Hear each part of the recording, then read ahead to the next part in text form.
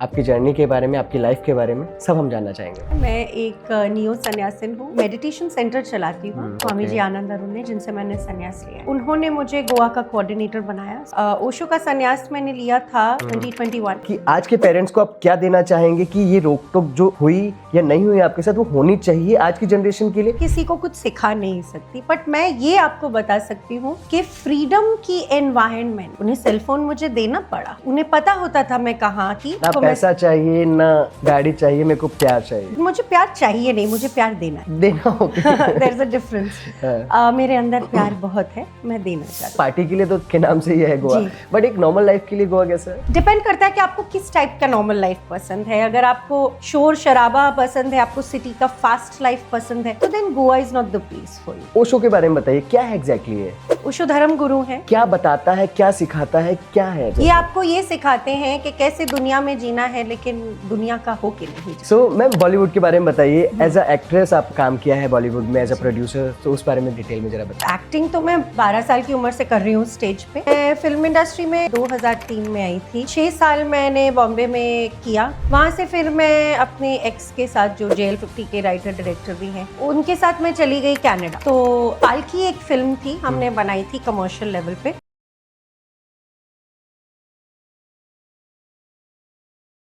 Hello everyone, कैसे हैं आप लोग? मैं आपका दोस्त, आपका होस्ट युवराज लेकर आ गया हूं आपके लिए अपने एक और नए मेहमान को। तो चलिए मिलते हैं हमारे आज के मेहमान को। Let's just welcome to the most gorgeous actress, author and a producer, Ritika Anand ji. Hello Ritika ji, how are you? प्रणाम। प्रणाम। हेलो, कैसे आप? मैं बिल्कुल ठीक हूँ, आप कैसे हैं? बिल्कुल ठीक। और बताइए मैम, अपने बारे में, मेरी ऑडियंस को आपकी जर्नी के बारे में, आपकी लाइफ के बारे में सब हम जानना चाहेंगे। पर मैं सब कैसे बताऊं? मेरा नाम, जैसे आपने बताया, रितिका आनंद है। मैं एक नियो सन्यासिन हूँ, ओशो की सन्यासी। ओशो की मूवमेंट जो उन्होंने सन्यास शुरू किया था। मैं ज़्यादातर अब तो सोशल रिफॉर्म, सोशल वर्क में ज़्यादा काम करती हूँ, which is not so much activism but more like support। Under privilege बच्चों के साथ पिछले 1.5-2 साल से मैं काम कर रही हूँ गोवा में। वहाँ मेडिटेशन रिट्रीट चलाती हूँ। एक्टर प्रोड्यूसर तो हूँ ही। JL50 मेरा प्रोजेक्ट है जो सोनी लिव पे है। इस साल हम 2 और प्रोजेक्ट्स कर रहे हैं। उसके अलावा मैंने किताब ऑथर भी करी है और उसमें नरेशन भी दिया है अपनी आवाज़ में। That has done very well. A lot of people have liked it.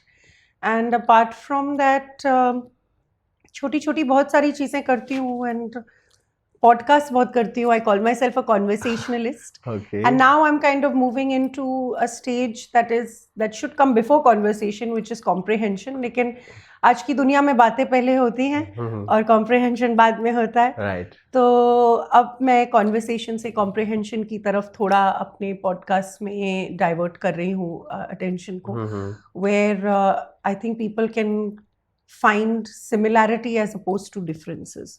That is my focus now. मैंने डिफरेंसेस और वो चीज़ों पे बहुत बात करी है, और अब मैं चाहती हूँ कि हम एक कॉमन इक्वल ग्राउंड पे बात करें। ओके, आगे बात करते हुए मैम, सबसे पहले तो मैं एक चीज़ बोलना चाहूँगा आपको। Your eyes are so beautiful. आपकी आंखें और कॉन्टैक्ट लेंसेज पहने हुए नहीं, फिर भी ये बहुत खूबसूरत है। Thank you. इवन आपके लिप्स भी बहुत प्यारे हैं। You are looking gorgeous. Thank you so much. So सबसे पहले जानते हैं और बात करते हैं आपकी गोवा की जर्नी के बारे में। गोवा में आप रहते हैं और वहाँ पर आप कुछ बच्चों को भी, जैसा कि आपने बताया, रखा हुआ है। इस बारे में जरा डिटेल में बताइए। मैंने बच्चों को रखा नहीं हुआ है, वो अपने घर पे ही रहते हैं। ओके। मैं एक मेडिटेशन सेंटर चलाती हूँ। ओशो का सन्यास मैंने लिया था 2021 में, 2021। सो 2023 में रजनीश साधना संघ इंटरनेशनल है, which is a body that brings together all the sannyasis from around the world under one roof. Differences होने के बावजूद। So उन्होंने मुझे गोवा का कोऑर्डिनेटर बनाया, स्वामी जी आनंद अरुण ने, जिनसे मैंने सन्यास लिया है। और उन्होंने जब मुझे गोवा का कोऑर्डिनेटर बनाया सिर्फ 2 साल की सन्यास के बाद, तो मुझे उसमें बहुत एक इनकरेजमेंट मिली। तो रजनीश निवास बोल के, अपने घर का नाम ही मैंने रजनीश निवास रखा हुआ है। तो वहाँ छोटे से मतलब I am in a 2 bedroom apartment in Bambolim. वहाँ से कुछ 3 बच्चों के साथ मैंने शुरू किया था शाम का ध्यान करना। That's it. मैंने कुछ ऐसा बड़ा नहीं सोचा था, मैं प्लानिंग नहीं करती ज़्यादा। सो मैंने ये किया था और आज 15 बच्चे हैं, 10 एडल्ट्स भी हैं, सो 25 लोगों की एक कम्युनिटी सी बन गई है। बट वो आते हैं, मेडिटेशन मेरे साथ करते हैं। अभी तो मेरी एक फ्रेंड भी है जो what meditation, kind of meditation? Active passive meditations हैं, जो ओशो की मेडिटेशंस हैं, और हम बाकी चीज़ें भी करते हैं। एक्चुअली मैंने सशक्त बोल के एक एनजीओ है यहाँ पर, मेरी फ्रेंड का है मेघा, जो विवेकानंद स्कूल की डायरेक्टर भी हैं। उनके साथ कोलैबोरेशन में इनकी सारी ट्यूशंस भी एट होम होती हैं। बड़े स्कूल के बच्चे छोटे स्कूल के बच्चों को पढ़ाते हैं, तो उनकी दोस्ती भी होती है, डिवाइड कम होता है।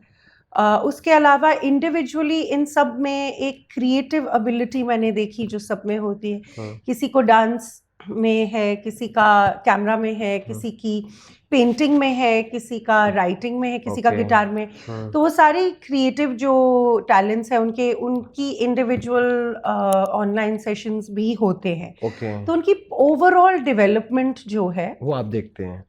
हाँ, मैं और मेरी बेस्ट फ्रेंड कनिका महेश्वरी जो एक्ट्रेस और प्रोड्यूसर खुद हैं, वो हम दोनों मिलके इस संस्था को चलाते हैं। वो थोड़ा बैक एंड पे रहती हैं, she is a single mother herself, so वो थोड़ा बैक एंड पे रहती हैं और मैं फ्रंट में ज़्यादा काम करती हूँ। बट मैं ट्रैवल भी बहुत करती हूँ। You love traveling? I enjoy traveling. I've traveled a lot in my life, with my ex, with my parents, alone. फिर मैं थोड़ी सी अब मैं लाइफ में एक ऐसी प्लेस में हूँ जहाँ every place is home. Right. तो मैं प्रिफर अब ऐसी जगहों पे जाना पसंद करती हूँ जहाँ पे मैं लोगों को जानती हूँ, जैसे मेरे दोस्त हों या something, because I am not so much. आपने गोवा की बात करी, Goa has a big party scene. Yeah, it's a party city. Yeah but वो मेरा मैंने 14 साल की उम्र में पार्टी शुरू करी थी। Okay. अपने डैड के साथ मैंने पहले ड्रिंक लिया था, क्योंकि उनको पता लग गया था कि ये क्लब्स में जाना शुरू कर रही है। कैलकाटा जैसी सिटी में मैं थोड़ी सी मतलब जानी मानी थी सिटी में, बिकॉज ऑफ मैं थिएटर करती थी एंड ऑल दैट, डांस करती थी, तो लोग जानते थे। तो थोड़ा बहुत उस वजह से उनको पता था कि जिस सर्कल में ये घूमती है, थोड़ा पॉपुलर क्राउड था उस सिटी का, तो ये जाएगी 14 साल की उम्र से ही क्लब्स जाना शुरू करेगी। तो उन्होंने पहले ही मुझे बोल दिया था कि ये यहाँ पे मेरे साथ बैठ के पियो। पहले मेरे साथ पी लो मेरे साथ ही पियो। फिर उसके बाद कोई मुझे बाहर से बोलेगा अगर कि तुम्हारी बेटी को देखा था ड्रिंक करते हुए, अंडर एज है, तो मैं बोलूंगा कि उसने पहली ड्रिंक मेरे साथ ही ली थी। मतलब रोका नहीं सर ने कि नहीं करना है ऐसा? एक्चुअली मेरे पेरेंट्स काफ़ी फ्रीडम से उन्होंने मुझे बड़ा किया है, और वो ये कहते थे कि आप ऐसा करो कि तुम जाओ, तुम्हें ग्रुप में जाना है, कहीं जाना है, तुम पार्टी करो। मेरी कोई डेडलाइन भी नहीं थी कि इतने बजे तक तुम्हें घर आना है, तुम्हें रहना है, ये वो। सेल फोन मुझे बहुत छोटी उम्र में जब शुरू में आया था तभी मिल गया था, और ये बिगाड़ने वाली बात नहीं है। इससे क्या हुआ कि एक्चुअली मैं आपको बताती हूँ उसमें, पर पहले मैं ये बताती हूँ जो आपने पूछा। उन्होंने फिर कहा कि तुम जाओ, तुम्हें जाना है, कहीं भी जाना है तुम जाओ, हम तुम्हें नहीं रोकेंगे। मेक श्योर दैट तुम्हारे साथ कम से कम एक लड़का हो।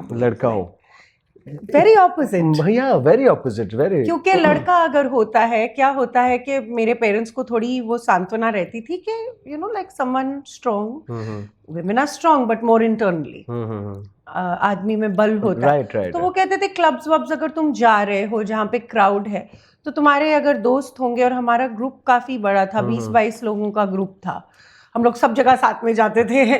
सो लाइक फ्रेंड्स, उनमें लड़के लड़कियां भी थे, और कैलकाटा में ऐसा है कि उनके पेरेंट्स और हमारे पेरेंट्स भी दोस्त थे अपने जमाने में। So it is just trickling down. It's like the same community that keeps going, like same sort of. क्या एज होगी मैम उस टाइम आपकी? 14 मैंने, तो इसीलिए अब जो है मतलब 25 साल की, 26 साल की उम्र तक, इनफैक्ट इवन 30 इयर्स की एज तक बहुत करा यार, पार्टी 30 मीन्स अब 30 मैं अपनी एज नहीं बताऊंगी। नहीं, बट आपने 30 बोला, यू डोंट लुक लाइक 30 मेरे ख्याल से। अच्छा, फ्लर्टिंग बाद में। इसमें हम बाद में बात करेंगे। We can talk about this. सो मतलब कोई रिस्ट्रिक्शंस नहीं थी घर से कि भाई जल्दी आना लेट आना ऐसा कुछ? एक्चुअली मैं आपको इस चीज का समझाती हूँ। और एक और सवाल, सॉरी, क्या साथ ही एक मैसेज भी मैं चाहूंगा कि आज के पेरेंट्स को आप क्या देना चाहेंगे कि ये रोक टोक जो हुई या नहीं हुई आपके साथ वो होनी चाहिए आज की जनरेशन के लिए? ये मेरा साथी में सवाल होगा। देखिए, मैं किसी को कुछ सिखा नहीं सकती, बट मैं ये आपको बता सकती हूँ कि फ्रीडम की एनवायरनमेंट में प्रोटेक्टेड था। ऐसा नहीं है कि मेरे पेरेंट्स को पता नहीं होता था मैं कहाँ थी। उन्हें सेल फोन मुझे देना पड़ा, उन्हें पता होता था मैं कहाँ थी। लेकिन फ्रीडम में पलने के वजह से क्या हुआ, एक तो विद गॉड्स ग्रेस, जब मैं पैदा हुई थी तब तो मेरे पेरेंट्स के पास इतना नहीं था। 400 रुपए मेरी मदर कमाती थी और 400 रुपए महीना मेरे फादर कमाते थे। तो जो कपड़े मेरी मम्मा अपने लिए बनवाती थी उसी का छोटा साइज मेरे लिए बनवाती थी। तो ऐसा है, मैंने मतलब स्टिच्ड वाले कपड़े पहने थे, खरीदने का नहीं होता था।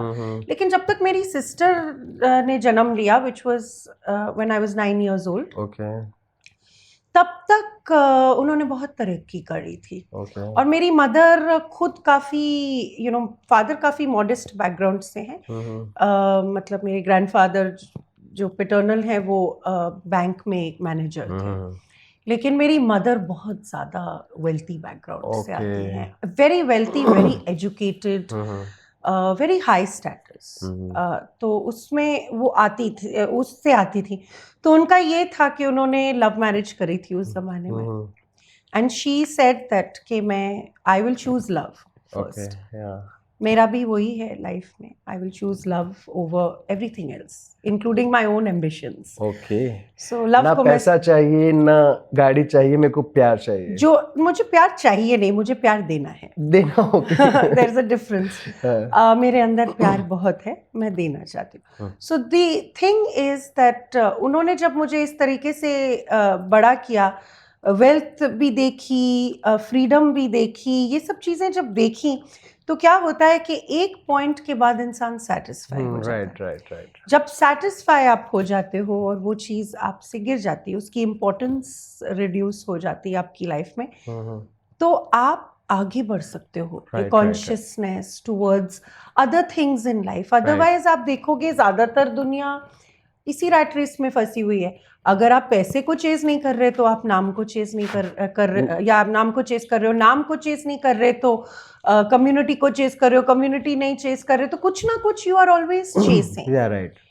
But to learn to be, just be and attract what comes to you. एक लेवल की सेटिस्फेक्शन बहुत ज्यादा जरूरी है। राइट। और वो सेटिस्फेक्शन मुझे मिली। अब आप देखिए, मैं गोवा जैसी जगह वो में रहती हूँ। सेटिस्फेक्शन क्या है, वो भी जानना चाहेंगे। वही बता रही हूँ, जैसे मैं गोवा में रहती हूँ, आपने बोला पार्टी प्लेस है, मुझे अब मतलब I don't even actually enjoy that environment. और ऐसा नहीं है कि मैं पार्टी नहीं करती, मतलब दोस्तों के साथ घर पे बैठे हुए हैं, बातें कर रहे हैं, या कहीं बाहर गए, या लाइक पार्टी उस तरीके से हम करते हैं, म्यूजिक चला लिया, डांस कर लिया, एक ही चीज है। No club and all. To that environment is really vibe matters a lot. Yes, I find और डिक चिक करके जब गाने बजते हैं तो मेरे को थोड़ी घबराहट भी होती है। अब I become very sensitive to sound and energy. I become very sensitive to energy. Okay. Now, संन्यास के बाद और ध्यान करते करते मैं बहुत ज़्यादा सेंसिटिव, तो अब तो मतलब है ही नहीं। सोशलाइज करने के लिए कभी कभी आपको वर्क रिलेटेड जाना पड़ता है, मैं चली जाती हूँ, but otherwise that is not the environment that I prefer. But that does not mean that I don't enjoy socialising. I do. Goa में भी मेरा एक बहुत छोटा सोशल लाइफ है, इन द सेंस दैट एक फ्रेंड साउथ में है, एक डोनापोला में रहती है, ये आसपास में एक दो लोग हैं जिनके साथ मैं कभी लंच पे चली जाती हूँ या कभी कहीं चली जाती हूँ। बाहर से मेरे दोस्त बहुत आते हैं। Every other week I have someone who's coming from somewhere to spend time with me. मेरे around the world दोस्त हैं, आते हैं, सन्यासी भी आते हैं, प्लस मेरी अपनी लाइफ है। सो उस तरीके से है। मैं I prefer nature. I prefer more spending time in nature, and I prefer the wellness side of Goa. Yoga से भी ज़्यादा मेडिटेशन जो बहुत अभी गोवा में भी मेडिटेशन कम है, योगा ज़्यादा है. Right right. And I mean like real silent meditation वहाँ तक पहुँचने के लिए. तो अब मुझे गोवा के लोग बोलने लग गए हैं कि जो आप कर रही हैं गोवा में कोई कर नहीं रहा. So now I am commercialising it a little bit more also and opening up classes and things like that. तो ये है मेरा गोवा का सीन. Goa has its own sort of lifestyle, laid back है. मुझे लेड बैक लाइफ बहुत पसंद है. Means late night. Laid back मतलब एकदम आराम वाला. अपने टाइम पे चीज़ें करना, अपने टाइम पे वो करना. I mean earlier riser. मैं 6-7 बजे तक उठ जाती हूँ. सुबह का मेरा एक सेशन होता है 2-3 घंटे का, वो मैं करती हूँ. I prefer to do it in nature. If not मैं घर पे करती हूँ. सो इन चीज़ों में ना मेरा निकल जाता है. You don't really need more than one person to like call a friend. But मेरे गोवा में भी 2-3 ऐसे दोस्त हैं. पर मैं एक्चुअली नॉर्थ साइड से, अभी भी नॉर्थ में हूँ, पर मैं ज़्यादा सेंटर के करीब आ गई, closer to the south, because I prefer the south. I am slowly moving more and more to the south. Okay. कि अगर मैंने ये घर रेंट पे दे दिया, मैं एक सेंटर वहां पे बनाना चाहती हूँ रेजिडेंशियल साउथ में, बिकॉज इट्स क्वाइटर. नॉर्थ में बहुत ज्यादा पार्टी सीन है. हाँ यार राइट. बट गोवा जीने के लिए, एक नॉर्मल लाइफ जीने के लिए कैसी सिटी है? मतलब पार्टी के लिए तो खैर हम सब जानते हैं, मस्त है पार्टी तो के नाम से ही है गोवा. बट एक नॉर्मल लाइफ के लिए गोवा कैसा है? डिपेंड करता है कि आपको किस टाइप का नॉर्मल लाइफ पसंद है. अगर आपको शोर शराबा पसंद है, आपको सिटी का फास्ट लाइफ पसंद है, तो then Goa is not the place for you. Okay. But आपको अगर मेरी तरह यू प्रिफर, मैं ट्रैवल बहुत करती हूँ, काम के लिए करना पड़ता है. I am a speaker now, तो बहुत जगह मुझे इन्विटेशंस आती है, तो उसके लिए ट्रैवल करती हूँ. Otherwise for me it feels like going back home to a vacation. Like it's very laid back and apna space ho. So if you like that kind of a life, I won't say I like the slow life or the fast life. I like life. Okay. At my own pace. I like the water. I'm in Goa mostly because I want to be close to the sea. The ocean is very healing for me. I feel like the ocean in many ways, flowing like the ocean. So I think that it keeps me in like a flow of life. So it's a way of life that I am able to practice there. एक city में जो मेरी way of life है, वो मैं इतनी easily practice नहीं कर पाती. So गोवा में मुझे वो opportunity मिलती है, and that's why I live in Goa. That's really nice. अच्छा मैम, अभी हमने बात की, आप बात कर रहे थे लव के बारे में. अब लव से मुझे याद आया, आपके बारे में थोड़ा जानना चाहूंगा मैं. आपका I mean, are you single और what? I actually often say that I am not single. I am one, which means consciousness of oneness. Okay. तो जब I नहीं है, मेरी किताब इस बारे में है कि जब आपका I खत्म हो जाता है, तो उसके साथ you भी खत्म हो जाता है. You is in relation to I. So दो नहीं, सारा कुछ एक हो जाता है. So I often say that. But to make this a direct answer to you and bring you clarity for your question, yes, I am single. I'm a divorcee. I'm single and very much ready to mingle. So. Wow. So guys, सुना आप लोगों ने? नहीं, ये चीज मत करिए. नहीं भाई, कोई ट्राई नहीं करना. See, मैं आपको बताती हूँ, I am single and ready to mingle, but I do. So मैं अपने आप को open भी करती हूँ.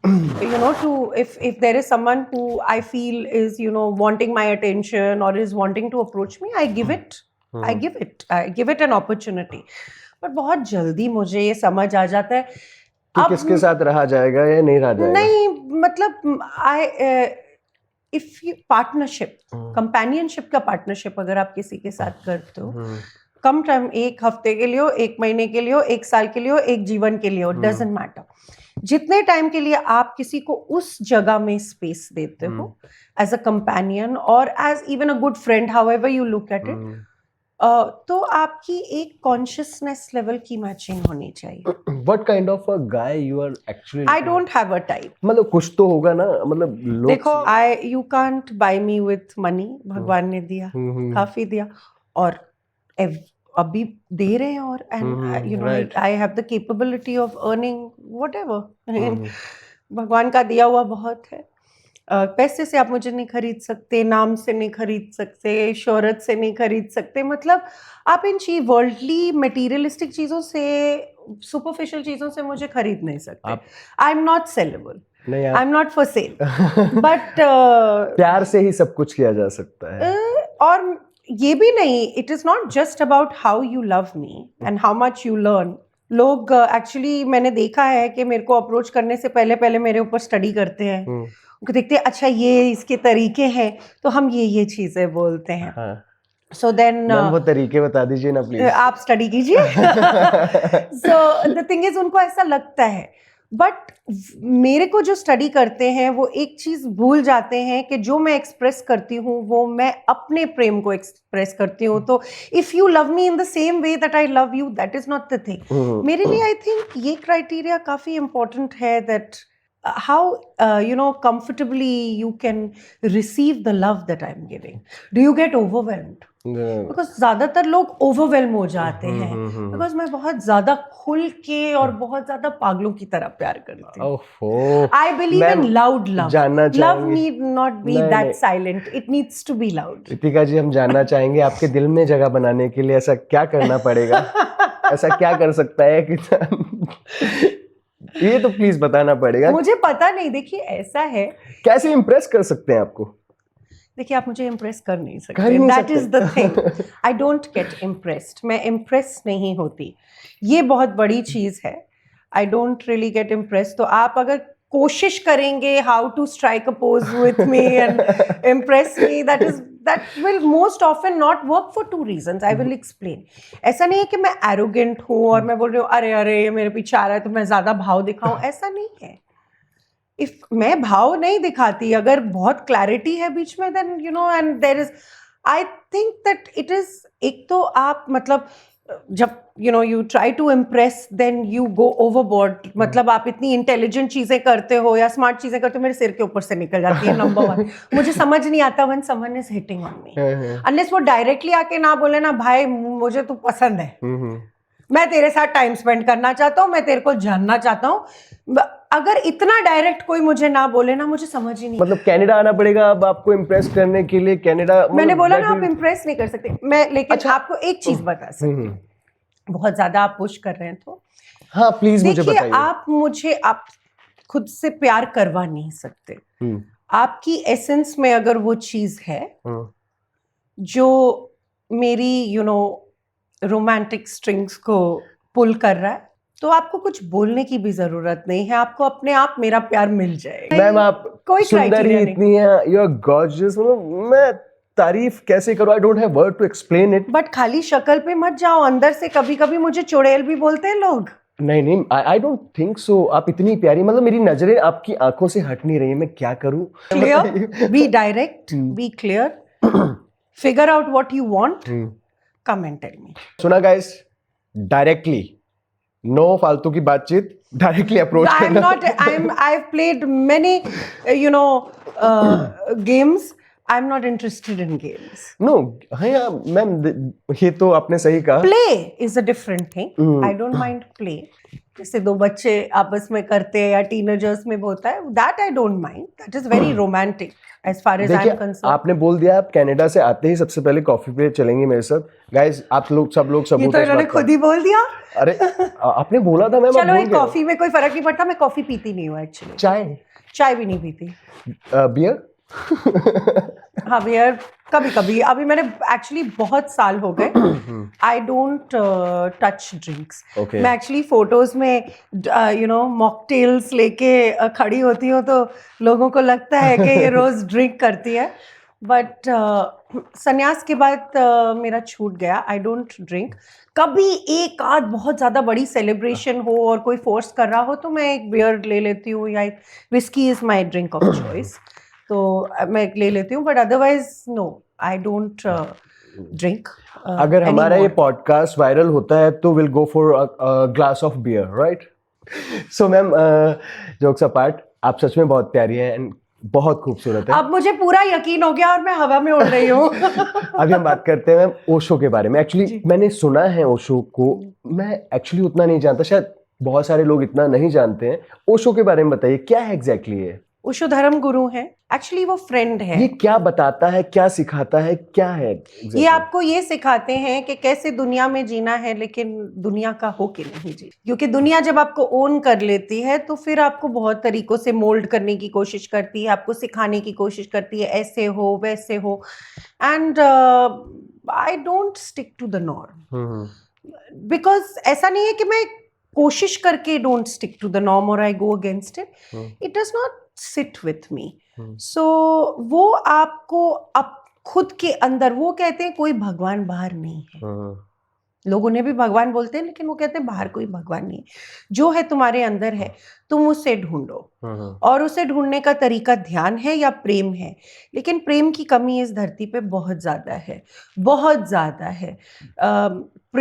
ऑनेस्टली स्पीकिंग, रिसेंट डेज में मुझे मतलब एक बहुत इंटरेस्टिंग इंसान देखे, इंटरेस्टिंग तो खैर नहीं है मुझे, वो मतलब लव को प्रमोट करते हैं, रिलेशनशिप्स की बातें करते हैं, मैच मेकिंग सर्विस चलाते हैं। और ऑनेस्टली स्पीकिंग मुझे उस एक्सप्रेशन में शुरू में लगा बहुत सही है कि यार ये तो सही बातें कर, बाद में पता चला मेरी चेप चेप के डाल रहे हैं, और उसके बाद और ज्यादा फोकस किया तो मुझे पता चला यार ये तो घटियापन है। Who is that guy? I'll not take names, मैं लोगों के नाम नहीं लेती, लेकिन मैं करतूतें बता देती हूँ माँ की तरह, मम्मी की तरह, टीचर की तरह मैं बता देती हूँ। I tell you know like front benchers की तरह, टीचर इसने ये किया मेरे साथ, तो मैं वो करती हूँ।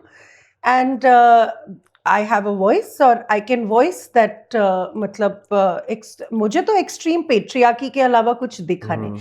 ये तो मैं एक बता रही हूँ, ये तो बिकॉज यू नो लोगों के सामने है, जो लोग मुझे देखते हैं पॉडकास्ट में उनको पता है ये चीजें, तो सामने बता रही हूँ। पर रियल लाइफ में outside of digital space and stuff also भी ऐसे लोग मिलते हैं, आपको इंटेंशन पता लग जाती है। इंसान की इंटेंशन से, शक्ल अकल से क्या प्यार होगा, पैसे से क्या प्यार होगा, वो तो चीजें हैं, आज है कल नहीं होंगी। आज आप बहुत खूबसूरत लग रहे हैं। सॉरी, मैं आपकी बात कट करता हूँ। शक्ल मैटर्स अ लॉट। मुझे नहीं मैटर करता। नहीं मैम, ये कहने वाली बातें होती हैं, लड़कियां कुछ कहती हैं या मेरे को शक्ल मैटर नहीं, नहीं मेरे लिए रियली, अगर मेरे लिए रियली शक्ल मैटर नहीं करती। I don't get attracted to a good looking person. आप I do get attracted and I get drawn to someone who, जिसकी एसेंस में एक सॉर्ट ऑफ रिबेलियन हो।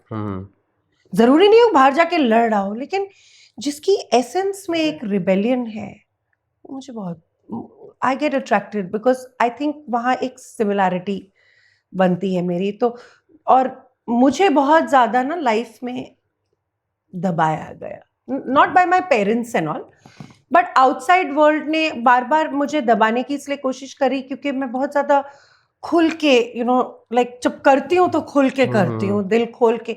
सो मुझे बहुत ज्यादा दबाया गया। जैसे मैं आपको बताती हूँ, एक्चुअली मैं आपके शो पे ये पहली बार बोलने जा रही हूँ। I have not said this ever. मैंने ना अपनी किताब में बोला, ना आपके मतलब किसी भी शो में ये नहीं बोला, लेकिन अब आई एम फीलिंग कंफर्टेबल कि मैं इस बारे में बात कर सकूं, क्योंकि मुझे इंस्पिरेशन छोटे छोटे बच्चों से मिली। मैंने बोला आपको छोटे छोटे बच्चों के साथ काम करती हूँ, तो 3 ये लड़कियां हैं मेरे पास आई, उनसे मैं इंस्पायर हुई कि no I can also start talking. अब मैं आपको ये बताती हूँ, मेरे साथ बचपन में, I am actually going home right now, मेरी मदर मेरी सारे पॉडकास्ट देखती हैं, वो ये देखेंगी तो मुझे ड्रिल बहुत करेंगी और उस चीज का मुझे थोड़ा घबराहट है, लेकिन that's okay, I will, may be it's time that I talk. Sexual trauma मेरे को बचपन से है, मेरे साथ सेक्सुअल अब्यूज हुआ था बचपन में। जैसे बच्चों के साथ होता है, मतलब शोषण होता है, सेक्सुअल शोषण होता है कि घर फैमिली मेंबर या कोई फ्रेंड या कोई ऐसा।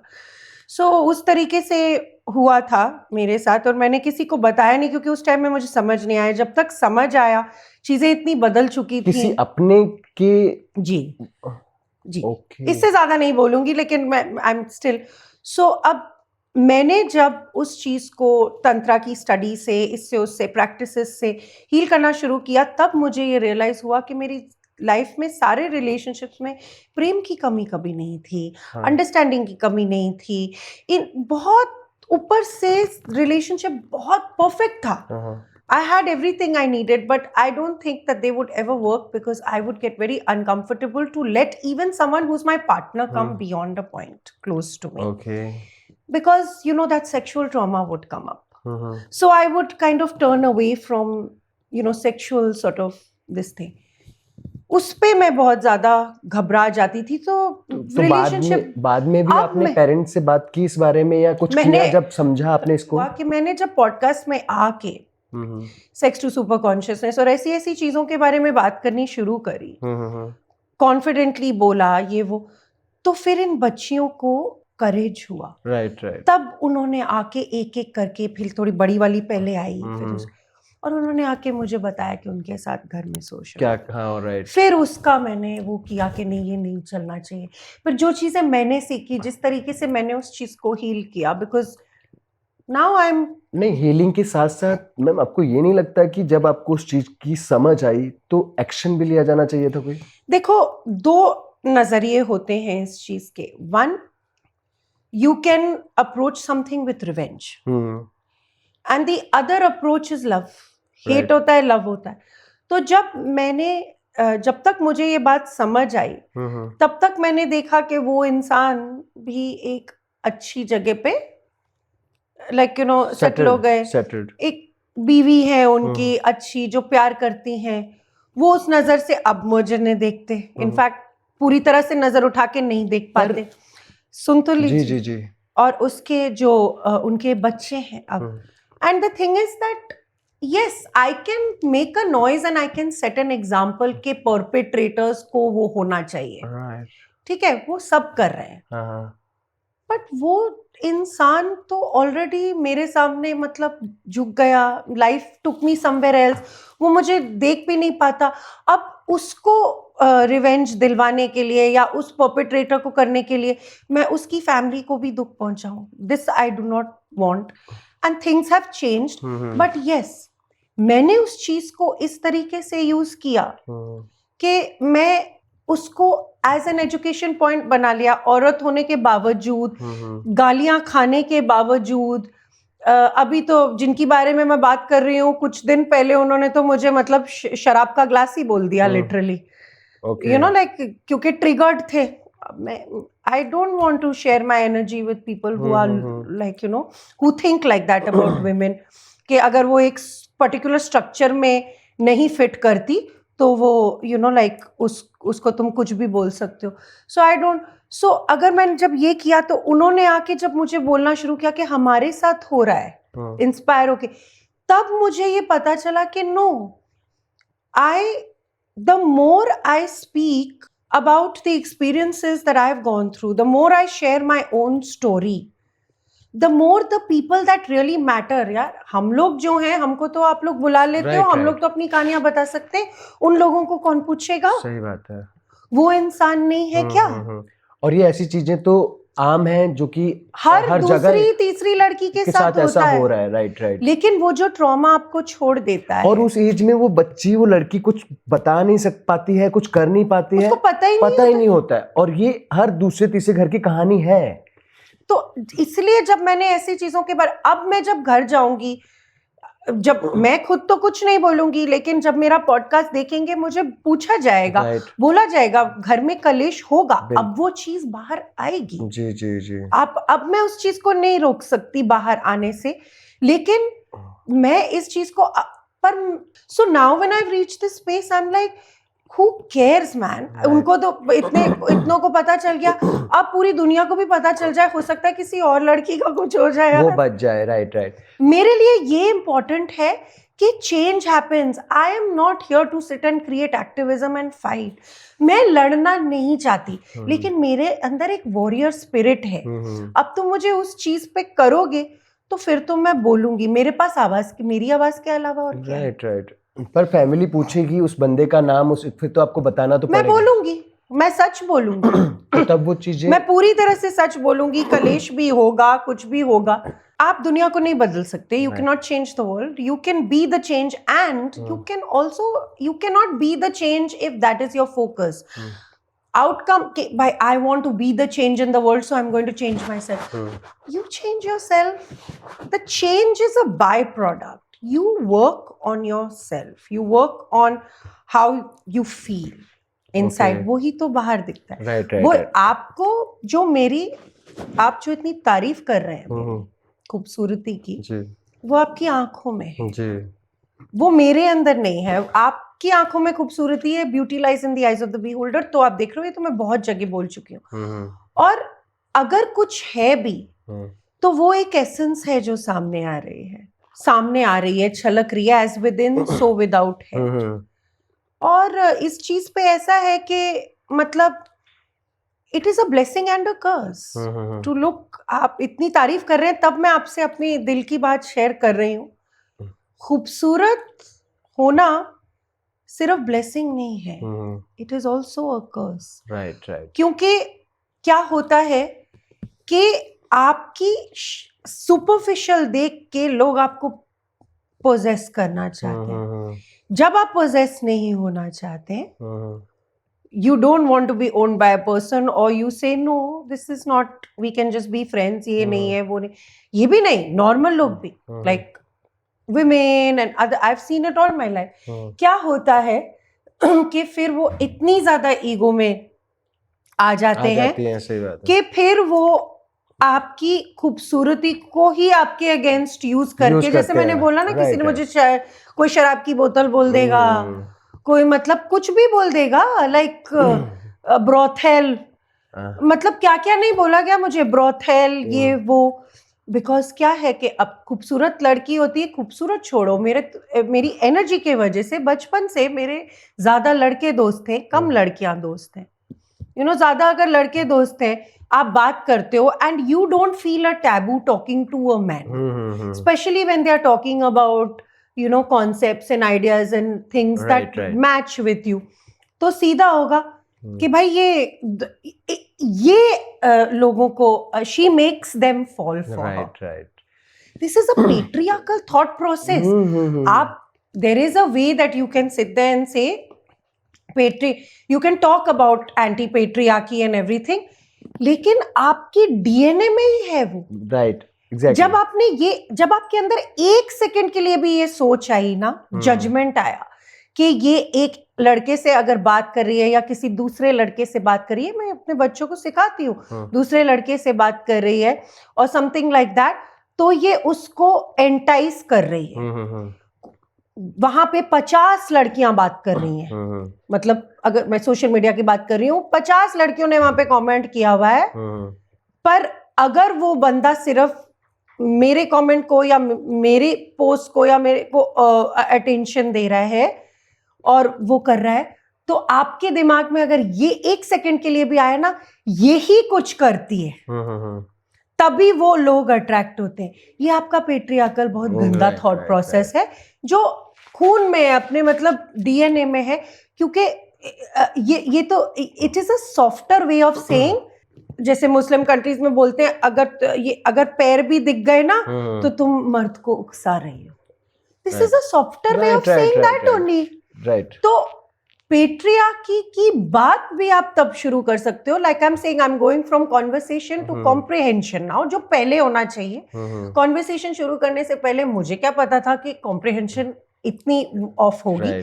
बट कॉम्प्रिहेंशन इस चीज का ये है कि यू हैव टू इन चीजों के बारे में आज मैं लड़के जाके दुनिया में उसको कर सकती हूँ कि मेरे साथ ऐसा हुआ था बचपन में, इसको वो करो.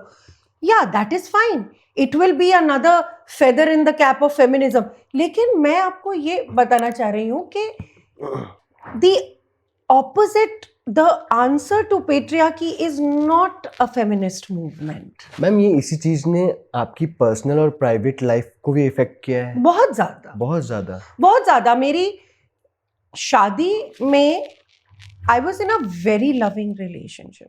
All like 15 साल चला. लेकिन मेरी शादी इसलिए नहीं टिकी because there were other छोटी छोटी चीजें, but intimacy, physical intimacy, vulnerability भी थी. Okay. वो भी था, उस टाइप की इंटिमेसी भी थी. लेकिन फिजिकल इंटिमेसी एक पार्टनरशिप में, एक रिलेशनशिप में जरूरी, बहुत ज्यादा जरूरी है, बहुत ज्यादा जरूरी है, और उसकी नीड भी है, उसमें भी डेप्थ आती है, ग्रोथ होती है. बट वो intimacy in my it was not there. That kind of intimacy से मैं डरती थी. होता भी था तो मैं like वो you know हो I नहीं would, पाता था. because I was totally ये नहीं मैं सोचती थी कि वो बुरी चीज है. मैं ये सोचती थी कि मेरे साथ कुछ गलत हो रहा है क्योंकि वो बचपन में बचपन वाला गया ना, डर, बचपन वाला उस डर एक्ट के साथ ही जुड़ गया कि मेरे साथ कुछ गलत हुआ है. और वो मतलब और इसीलिए मैं अभी फट से पहचान जाती हूँ. Are you approaching me for my body? Most are approaching for face and body. Right, obviously. सबसे पहले शक्ल्स. सीरत पर तो, सूरत पर ही, सीरत पर कहाँ जाते हैं आजकल लोग? अरे सीरत पे तो आपको मोल्ड, आपकी सीरत को अपने हिसाब से मोल्ड करना चाहते हैं. आई am not mouldable, I am water. I am water, I am not clay. आप क्ले को मोल्ड कर सकते हो. आप वाटर को सिर्फ आप समुद्र में जाके पूरे समुद्र को तो कंटेन नहीं कर सकते. सिर्फ धरती कंटेन कर सकती है उसको, अर्थ कंटेन कर सकती. आप उसको एक मग्गे में लेके या एक कंटेनर में लेके, जितना भी बड़ा कंटेनर हो, वो पूरे समुद्र को नहीं वो कर सकता. तो फ्यूचर में कैसे ओवरकम करना चाह रहे हैं, क्या कर रहे हैं आप इसके लिए? मैं फ्यूचर के बारे में तो नहीं सोचती. I live in the moment. Ritika ji, future में कोई तो लाइफ में आएगा, आएगा ऑब्वियसली. तो तब ये सब चीजें ना हो या इसके लिए कुछ ना कुछ तो सोचा होगा. देखिए, मैंने अपने इंटरनल हीलिंग पे बहुत काम करी है. One of the things that they से इज, जब आप किसी चीज, किसी ट्रॉमा के बारे में ओपनली बात कर सको, ये नहीं कि आप में ट्रॉमा है, मुझ में ट्रॉमा है, या मतलब जस्ट रेफरेंस किया. अगर आप ओपनली उस चीज को इतनी क्लियरली एड्रेस कर सको, then that is a very big sign that you have healed from that. And एक बार और आपने बताई थी कि आप ओशो सन्यासी हैं. सन्यासी मीन्स आपने जीवन को त्याग दिया है? नहीं, ओशो के सन्यास में यही फर्क है कि उनका सन्यास कहता है कि आपको दुनिया में ही आपकी जरूरत है, तो आपको दुनिया को त्यागना नहीं है. आप बस जहां हो वहीं पे ध्यान करो, अपना काम करो. आपकी जो लाइफ आपको अप्रोच कर रही है उसको, हर चीज को यस बोलो, एंगेज करो, समझो. नहीं ठीक लगे तो मूव ऑन. वो ये कहते हैं कि आप दुनिया में रहो, लेकिन दुनिया के रीति रिवाजों से ओन मत हो जाओ. ओके. आप अपने हिसाब से करो, आप अपनी लाइफ जियो. हाँ, और ध्यान करो, ध्यान करो. और जैसे जैसे आप ध्यान करोगे आपकी कॉन्शियसनेस बढ़ेगी. जैसे मैंने आपको समझाया, पार्टी छूट गई, मतलब अभी तो चीजें, इन चीजों में कोई इंटरेस्ट नहीं है मुझे. वो अपने आप धीरे धीरे धीरे धीरे चीजें गिरती हैं. तो वो कहते हैं छोड़ना नहीं है, छोड़ने से अवर्जन हो जाता है. तुम्हें अपने आप उसे गिरने देना पड़ेगा. अगर तुम्हारे अंदर कोई वो नहीं, और जब गिरेगी चीज तो आप अनअफेक्टेड होगे. मैं आपको बताती हूँ. देखिए, जैसे मेरे को कुछ लोग समझते हैं कि इंडिफरेंट है, दुनिया की चीजें जो हो रही हैं दुनिया में इंडिफरेंट है. मैं इंडिफरेंट नहीं हूँ, आई एम क्वाइट इन्फॉर्म्ड, पर मैं हर चीज के बारे में बोलती नहीं. I tell you why. I am not indifferent, I am unaffected. फर्क है. इंडिफरेंस में इंसान को फील ही नहीं होता. अनअफेक्टेड जो इंसान होता है उसे सब कुछ फील होता है. दूसरों की तकलीफ भी फील होती है, इसलिए वो बाहर जाके थोड़ा उनको मदद करने की कोशिश करता है, उसे गलत समझ लिया जाता है. सो वो मदद करने की कोशिश करता है, वो फील सब कुछ करता है, लेकिन उसे ये पता है, वो अपने आप को वॉच कर पा रहा है कि अभी मैं सेंटर से ऑफ हो गया हूँ, वापस मुझे सेंटर पे लाना है. ऑफ हो गया हूँ, सेंटर पे लाना है. वो अपने आप को देख पाता है. वो अनअफेक्टेड होता है, इंडिफरेंट नहीं होता. राइट. उसमें बहुत फर्क जी. Ma'am, now let's come to the Bollywood. उससे पहले मैं एक बात और कहना चाहूंगा. सच में आप बहुत खूबसूरत लग रहे हो. Thank you. So ma'am, Bollywood के बारे में बताइए. एज अ एक्ट्रेस आपने काम किया है बॉलीवुड में, एज अ प्रोड्यूसर, तो उस बारे में डिटेल में जरा बताइए मुझे. मैंने JL50, उसके पहले भी छोटा छोटा काम किया है. मैंने टेलीविजन में भी काम किया हुआ है. कब से आप एक्टिंग में हैं? मतलब एक्टिंग तो मैं 12 साल की उम्र से कर रही हूँ स्टेज पे. बट मैं फिल्म इंडस्ट्री में स्ट्रगल बोल लो या ट्राइंग बोल लो, जो भी, मैं एक्ट्रेस बनने 2003 में आई थी. 6 साल मैंने बॉम्बे में किया. कुछ बड़ी बड़ी फिल्में भी साइन करी, but they never took off. वहाँ से फिर मैं अपने एक्स के साथ, जो JL50 के राइटर डायरेक्टर भी हैं, उनके साथ मैं चली गई Canada, and we restarted life there. वहाँ की जो सब्सिडी प्रोग्राम्स हैं एंड सपोर्ट है जो गवर्नमेंट का टुवर्ड्स फिल्म्स एंड ऑल, उससे बहुत छोटे छोटे प्रोजेक्ट्स, एजुकेशनल फिल्म्स गवर्नमेंट के लिए, ये वो प्रोग्राम्स अलग किस्म के करे। तो पालकी एक फिल्म थी, हमने बनाई थी कमर्शियल लेवल पे, कनेडियन सब्सिडी प्रोग्राम भी उसमें इन्वॉल्व था, टोटली कनेडियन प्रोडक्शन थी। पंजाब में हमने शूट किया था विद पीयूष मिश्रा जी। मेरे फादर का रोल उन्होंने किया था, बाप बेटी की कहानी थी और टाइटल रोल था मेरा। आज तक का शायद मेरा मतलब बहुत प्यारा परफॉर्मेंस मैंने उसमें दिया था, लेकिन वो फिल्म रिलीज नहीं मिली उसको। तो वो पहला प्रोजेक्ट था एक्चुअली कमर्शियल। उसके पहले छोटा छोटा तो बहुत काम किया, 12 साल की उम्र से क्रिएटिव काम कर। फिर JL50 हुआ। ओके। और JL50 में भी बहुत तकलीफें आई, 4 साल लगे हमको वो फिल्म बनाने में, बिकॉज यू नो हमने लीगल केस लड़ा उसके लिए। मैं तो आधी एंटरटेनमेंट लॉयर बन गई उसके बाद, एंड इवन कॉर्पोरेट। तो वो लड़े, हम केस लड़े और जीते। फिर उसको हमने रिलीज किया। तो वो प्रोजेक्ट फिर became our first. How is your experience in that movie? Beautiful. मतलब तकलीफें तो थी, because I was wearing both the hats of a producer and you know what, मैं एक्चुअली हर फिल्म में ये करती हूँ। अपनी फिल्में बनाती हूँ क्योंकि इतनी चीज़ें करती हूँ, मेरे को एक्चुअली जाके ऑडिशंस देना ये सब में I don't want to do. अभी रिसेंटली एक बहुत प्यारे डायरेक्टर है, यंग है, उनकी पहली बड़ी फिल्म आने वाली है, बहुत प्यारी फिल्म उन्होंने बनाई, बहुत प्यारी बातें भी करते हैं। यंग है, बहुत प्यारी बातें करते हैं, बहुत कलरफुल इंसान है। कभी कभी उनको देख के मुझे बहुत अच्छा लगता है। अपनी माँ की बातें करते हैं जो गुजर गई हैं, अपनी खाला की बातें करते हैं। लेकिन उन्होंने मुझे एक एजेंट भेजा, रिसेंटली एक एजेंट भेजा उन्होंने।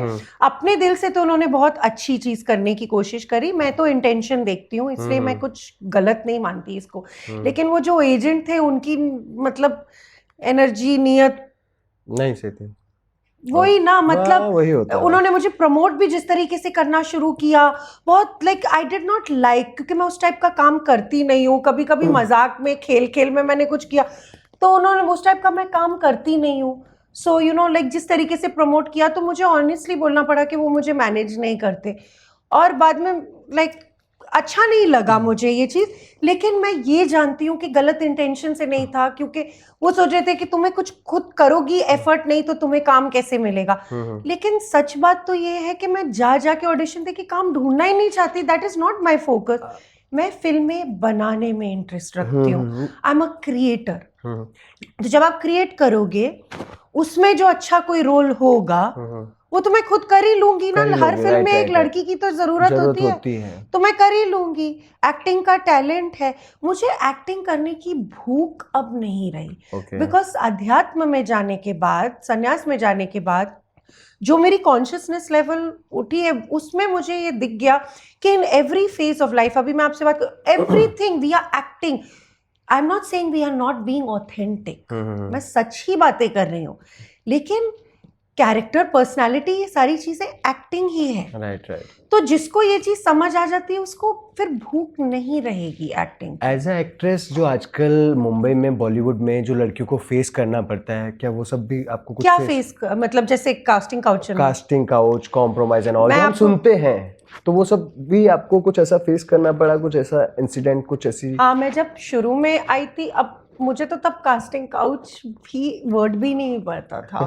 अच्छा। आप सोचो, मैं तो उठ के भाग के आ गई, मैं तो भाग के आई थी लिटरली। मतलब मैं फिल्म स्कूल यहाँ नोएडा में चली गई थी, यहीं पे AFT में। मैंने ऑलरेडी ड्रामा का डिप्लोमा किया हुआ था यूनिवर्सिटी ऑफ कैलगरी से। तो मेरे पेरेंट्स बोल रहे थे तुम्हें दूसरे डिप्लोमा की क्या जरूरत है, मुझे इंडियन एक्टिंग की डिप्लोमा की।